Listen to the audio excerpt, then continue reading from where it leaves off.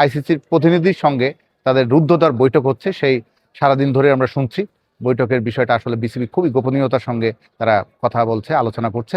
বৈশ্বিক টুর্নামেন্ট সামনে কয়েকদিন পরে, 1 মাসও বাকি নেই।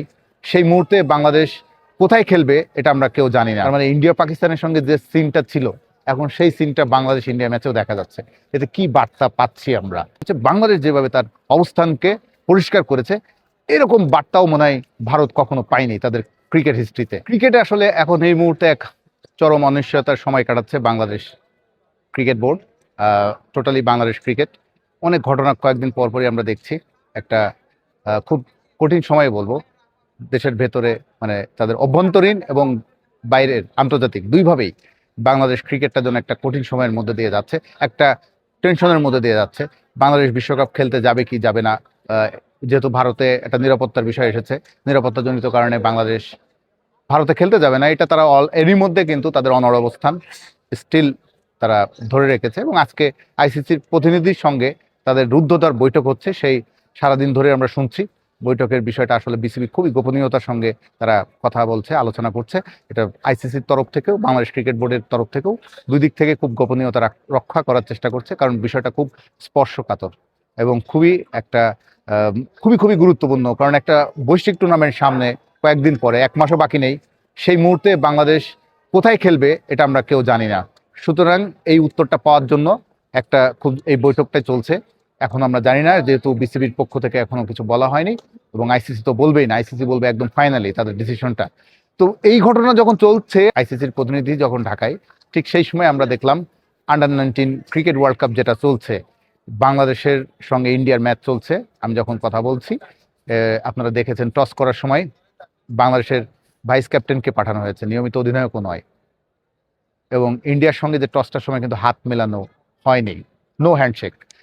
এই দৃশ্যটা আমরা গত এশিয়া কাপে দেখলাম দুবাইয়ে বা আরব আমিরাতে একাধিক ম্যাচে পাকিস্তানের সঙ্গে ইন্ডিয়ার। তার মানে ইন্ডিয়া পাকিস্তানের সঙ্গে যে সিনটা ছিল, এখন সেই সিনটা বাংলাদেশ ইন্ডিয়া ম্যাচেও দেখা যাচ্ছে।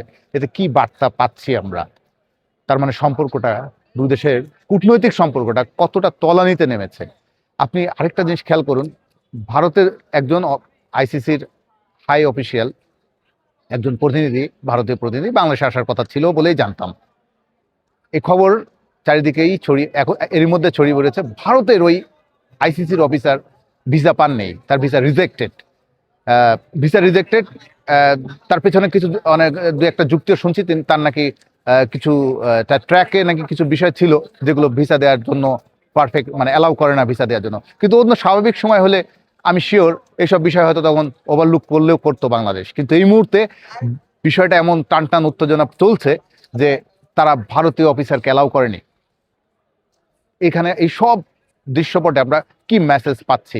বাংলাদেশ স্ট্রংলি রেসপন্স করছে ইন্ডিয়াকে।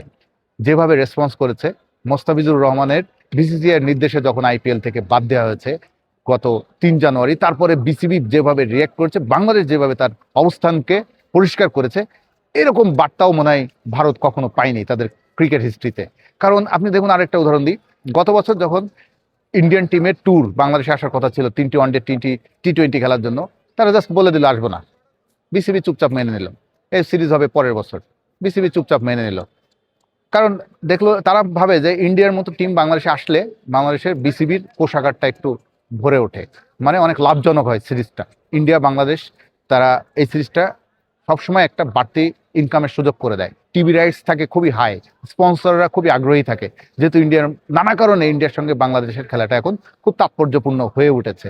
সেই ইন্ডিয়া যা বলছে বিসিবি চুপচাপ মেনে নিয়েছিল, সিরিজটা পিছিয়ে দিয়েছে, মেনে নিয়েছে চুপচাপ। কিন্তু এইবার বিসিবি স্ট্রংলি, যেহেতু তাদের সরকারের নির্দেশে তাদের সিদ্ধান্ত নিতে হচ্ছে, এবার কিন্তু আর চুপচাপ মেনে নেয়নি। তারা খুব স্ট্রংলি বলেছে, আমরা আমাদের একজন খেলোয়াড়কে যেহেতু তারা নিরাপত্তা দিতে পারছে না, সেখানে পুরো টিমকে কিভাবে দিবে, আমার সাংবাদিকদের কিভাবে দেবে, আমার অফিসিয়ালদেরকে কিভাবে দেবে, আমার দর্শকদের কিভাবে দেবে। আমার দর্শক বাংলাদেশের জার্সি পরে রাস্তায় হাঁটলে নাকি তাদের নিরাপত্তার আশঙ্কা আছে। স্বয়ং আইসিসির রিস্ক অ্যাসেসমেন্ট রিপোর্টে যেটা তারা পাঠিয়েছে বাংলাদেশে বিসিবিকে, সেখানেই লেখা আছে নিরাপত্তা মডারেট টু হাই, মানে এখন খুব ঝুঁকিপূর্ণ হয়ে যাচ্ছে তা বাংলাদেশের জন্য সেখানে যাওয়ার।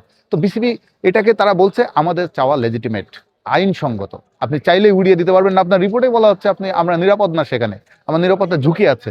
তাহলে কিভাবে সেই রিপোর্টকে আপনি ওভারটেক করে আপনি সেখানে আমাকে পাঠাবেন? তাদের চাওয়া তারা শ্রীলঙ্কায় দিয়ে দিক বাংলাদেশের ম্যাচগুলো। এটা নিয়ে ভারত তাদের অবস্থান আবার দেখছেন। ভারত আবার চিন্তা করছে বাংলাদেশকে যদি আমরা শ্রীলঙ্কায় দিয়ে দিই, হাইব্রিড মডেলে যদি খেলাটা হবে শ্রীলঙ্কা এবং ভারতে, আমরা যদি শ্রীলঙ্কায় পাঠিয়ে দিই বাংলাদেশকে, এটা তাদের ইমেজের প্রশ্ন। বর্তমান যে সরকার আছে তারা চিন্তা করছে যে তাহলে তো ভারত আনসেফ, এইটা প্রুফ হয়ে যাবে। তারা এটাও এই মেসেজটা কোনোভাবে দিতে যাচ্ছে না বিশ্বকে, কারণ তখন এটা অন্যভাবে একটা বার্তা যাবে, তাদের ইমেজ নিয়ে প্রশ্ন উঠবে।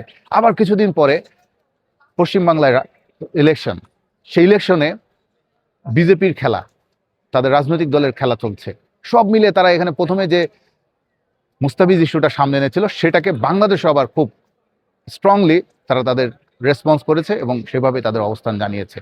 এই পজিশন থেকে বাংলাদেশ আছে না ফেরার পজিশনে। আমাকে খালি শুধু সামনে এগোতে হবে, আর সেই সামনে এগোনোর একটাই পথ, শ্রীলঙ্কাতে আমার খেলতে হবে। আমি কোনোভাবে আর ভারতে খেলতে পারবো না। নানা রকম গুঞ্জন আছে এই মুহূর্তে, কোনটা সত্যি কোনটা মিথ্যা আমাদের পক্ষে এই মুহূর্তে আসলে বলা মুশকিল, কারণ যতক্ষণ না অফিসিয়ালি আমরা জানছি।